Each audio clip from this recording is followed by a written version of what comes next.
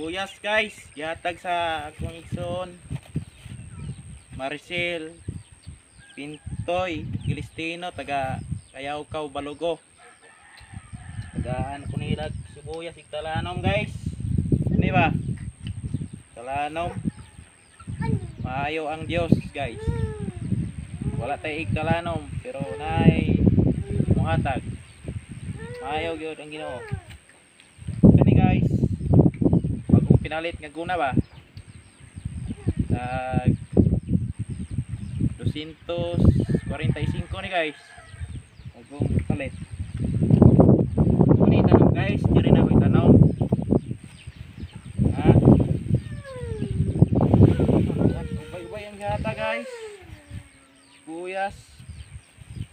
Ginoo ra gyud magbalik nila ni guys. Magbalik nila sila pagka maging hatagon.